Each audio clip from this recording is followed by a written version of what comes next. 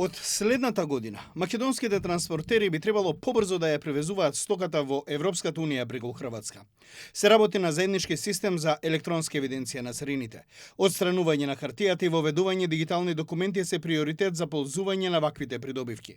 Македонските транспортни компании ќе добијат обука за пополнување и користење електронски транспортни листови од страна на Сојузот на стопанските комори. Ова се само дел од заклучоците од состанокот на првите луѓе на хрватската и македонската царина во Загреб.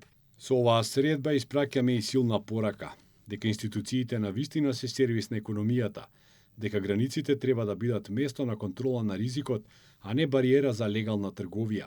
Царинските администрации од регионот Европската Унија може да работат како вистински партнери во интерес на економијата, конкурентноста и интеграцијата на нашите пазари.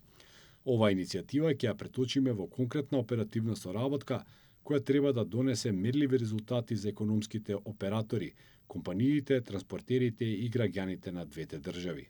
Домаќин од хрватската царина во целост се става на располагање на македонските транспортери кои ќе можат побрзо да ја минуваат границата на Европската Унија.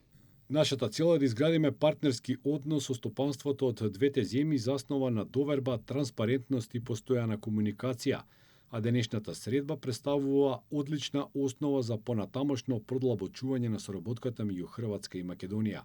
Ефикасната соработка помеѓу двете царини ќе биде основа за развој на економиите на двете земји. Од Сојузот на стопанските комори на Македонија најавија дека тие веќе следниот месец ќе организираат обуки за транспортерите да бидат подготвени за примена на дигиталните алатки.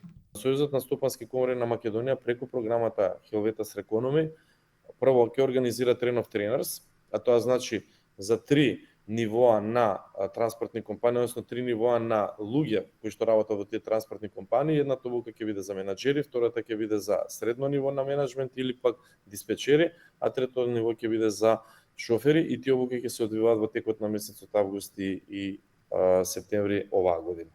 Така да со тоа можеме да кажеме дека нашите транспортери, нашите транспортни компании ќе бидат сосема спремни во делот на таа дигитална писменост и управување со тие електронски транспортни документи. На состанокот станало збори за дозволите на македонските транспортери за влез и излез од Европската Унија.